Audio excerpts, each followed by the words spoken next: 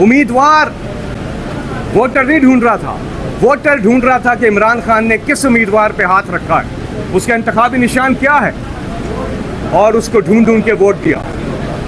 फिर दूसरी स्टेज पर फॉर्म 47 आ गया और तीसरी स्टेज पर मखसूस नशिस्तें जो तहरीक इंसाफ या इमरान खान के नामजद करदा कैंडिडेट्स या सुन्नी इत्तेहाद कौंसिल के कैंडिडेट्स, उनका हक बनता है, उससे उन्हें महरूम रखा गया। इस केस के अंदर दो चीज़ें सामने आई हैं जिसकी बुनियाद पर ये सीटें या पीटीआई को मिलनी चाहिए या सुन्नी इत्तेहाद कौंसिल को। पीटीआई को क्यों मिलनी चाहिए?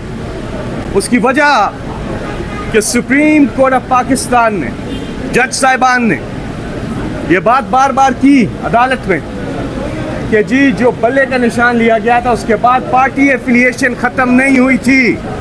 तहरीक इंसाफ के जो उम्मीदवार थे वो तहरीक इंसाफ के उम्मीदवार थे, इसलिए ये मेजर कॉन्स्टिट्यूशनल वायलेशन हुई है, कॉन्स्टिट्यूशन की वायलेशन हुई है जो उनको पीटीआई का उम्मीदवार नहीं बनने दिया गया। उन्होंने तो पीटीआई के उम्मीदवार थे, लेकिन जो फैसला था सुप्रीम कोर्ट का उसको सुप्रीम कोर्ट ये कहता है कि सही इम्प्लीमेंट नहीं किया गया, वो कॉन्स्टिट्यूशन की वायलेशन हुई है, तो वहीं पे पीटीआई रिस्टोर हो जाती है। अगर वो चीज़ गलत थी तो सारे पीटीआई के कैंडिडेट्स थे, इसलिए पीटीआई रिस्टोर होती है और पीटीआई को उसकी मखसूस नशिस्तें मिलती हैं। नंबर 2, मैंने कहा कि ऐसा नहीं तो फिर सुन्नी इत्तेहाद कौंसिल को क्यों मिलती हैं? इसलिए कि इलेक्शन कमीशन ने खुद सुप्रीम कोर्ट के अंदर जो डॉक्यूमेंट्स हैं उसमें क्लियरली लिखा हुआ है कि सुन्नी इत्तेहाद कौंसिल वो पार्टी है, पॉलिटिकल पार्टी है, रिकग्नाइज्ड है, वो पेपर दिया हुआ है, पेपर है, उसमें लिखा है, चार्ट है पूरा। सुन्नी इत्तेहाद कौंसिल, उनके चेयरमैन अब आ गए हैं कि वो उन्होंने रिकग्नाइज किया। जब आज़ाद उम्मीदवार ने एक पार्टी ज्वाइन की सुन्नी इत्तेहाद कौंसिल, तो वाज़ेह है आइन इस बारे में कि फिर सुन्नी इत्तेहाद कौंसिल को नशिस्तें मिलनी चाहिए। पहले केस में मैंने आपको बताया कि पीटीआई को, दूसरे में सुन्नी इत्तेहाद कौंसिल को, तीसरी कोई ऑप्शन नहीं है। और इसलिए आज पाकिस्तान एक तारीखी मोड़ पे खड़ा है कि क्या पाकिस्तान में जो इलेक्शन होते हैं वो होने भी चाहिए कि नहीं, ये आज का फैसला डिटरमिन करेगा। ये अवाम के हकूक़ की बात है, वोटर की बात है कि उसकी मंशा क्या थी, उसने किधर वोट दिया। इसलिए अब से कुछ देर के बाद फैसला आएगा, फैसला आने के बाद हम इस पर बात करेंगे।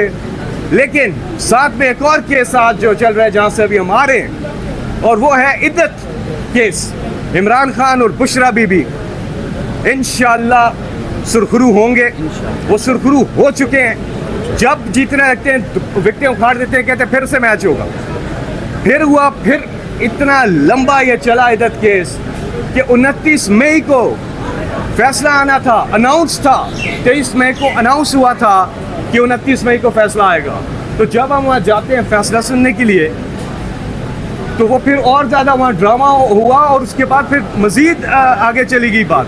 और आज की अब तारीख अनाउंस हुई, जो हाई कोर्ट का हुक्म है कि आज 12 जुलाई है, आज वो फैसला जो है वो करना ही करना है। अभी समाअत चल रही है वहाँ पर सेशन कोर्ट में, और आज वो फैसला भी आएगा और इंशाअल्लाह इमरान खान और बुशरा बीबी वो सुरखरू होंगे। मज़ीद हम इस पर बात करेंगे मखसूस नशिस्तों के केस के बाद, फैसले के बाद, और फिर सेशन कोर्ट के फैसले के बाद इद्दत केस के हवाले से। जी, आप कुछ कहना चाहेंगे? जी, बिस्मिल्लाहिर्रहमानिर्रहीम। सबसे पहले फैसल भाई ने मेरा ख्याल है कि तमाम चीज़ों का अहाता कर लिया है। अव्वलन तो वो शर्मनाक केस जिसकी वजह से इस मुआशरे में रहते हुए इंसान का सर शर्म से झुक जाता है। मैं समझता हूँ कि उसके ऊपर इमरान खान साहब को और बुशरा बीबी को आज बाइज़्ज़त बरी होना चाहिए। दूसरा, रिज़र्व सीट्स का केस, उसके ऊपर भी हम क्लियर हैं कि पाकिस्तान तहरीक इंसाफ का हक़ है और उसके बाद SIC का हक़ है। हमें हमारा हक़ दिया जाएगा और मैं उम्मीद करता हूँ कि गुज़री हुई रात पाकिस्तान की जमहूरियत, पाकिस्तान की आवाम की मंशा, पाकिस्तान के आइन और दस्तूर के ऊपर भारी नहीं पड़ेगी, क्योंकि वफाकी दारुल हुकूमत की रातें फ़ैसलों से पहले आपके इल्म में है कि सरगोशियाँ होती हैं, मुख्तलिफ़ बातें होती हैं, मुख्तलिफ़ चीज़ें की जाती हैं। हम उम्मीद कर रहे हैं वो टेक्निकल ग्राउंड्स हो, वो लॉजिकल ग्राउंड्स हो, वो मॉरल ग्राउंड्स हो, हम हर लिहाज से ये केस जीत चुके हैं। ये फ़ैसला इंशाल्लाह हमारे हक़ में ही आएगा और फ़ैसले के बाद इंशाल्लाह हम इसके ऊपर कमेंट करेंगे। लेकिन ये फ़ैसला ये भी डिटरमिन करेगा कि जस्टिस कार्नेलियस के साथ उसकी लेगेसी को कौन फॉलो करेगा और मौलवी मुश्ताक की लेगेसी को और जस्टिस मुनीर की सो कॉल्ड एक जो डार्क लेगेसी है उसे कौन फॉलो करेगा। मेरा ख्याल है कि तारीख़ बहुत बेरहम है। वो अवाम अपनी मंशा के मुताबिक आप तारीख़ को मसख नहीं कर सकते। आज का फ़ैसला पाकिस्तान की इस सुप्रीम कोर्ट के लिए, इसके काबिल एहतराम जजेस के लिए, पाकिस्तान की डेमोक्रेसी के लिए, पाकिस्तान की आवाम के लिए सबसे इम्पोर्टेंट है। और हम उम्मीद करते हैं कि आला अदलिया में बैठे हुए हमारे मुअज़्ज़ज़ जज साहिबान इस बात को मलहूज़े खातिर रखेंगे और इंशाल्लाह फ़ैसला हमारे हक़ में आएगा। Thank you so much. दोनों से सवाल है सर, एक सवाल था। हामिद रज़ा साहब, आपने कहा था कि आपको बोलने का मौका नहीं मिल रहा है, क्या आपको बोलने का मौका मिला? आपने अपना नुक्ता नज़र पेश कर दिया और आपसे बात पे सवाल है, क्या मुसलसल आ रहे हैं पेशी पे, आपका इस केस के साथ क्या लिंक जुड़ा हुआ है? जी, मुझे तो कोई मौका नहीं मिला। मैं तो तकरीबन 7 हेयरिंग्स के ऊपर मुझे ख़ुद बुलवाया गया था और उसके बाद मैं खड़ा रहा। शायद कोई ऐसी चीज़ नहीं मिली। मैं तो सिर्फ इलेक्शन डे पे आखिरी 5 घंटों में होने वाली दास्तान बयान करना चाहता था कि हमारे साथ एक्चुअली हुआ कैसे और हमारे फंडामेंटल राइट्स को मजरूह कैसे किया गया, हमें कैसे आरओज़ के ऑफिस में एंट्रीज डिनाई की गई at the time of submission, at the time of scrutiny, at the time of symbol allotment, और उसके बाद क्या कुछ होता रहा। लेकिन मौका नहीं दिया गया।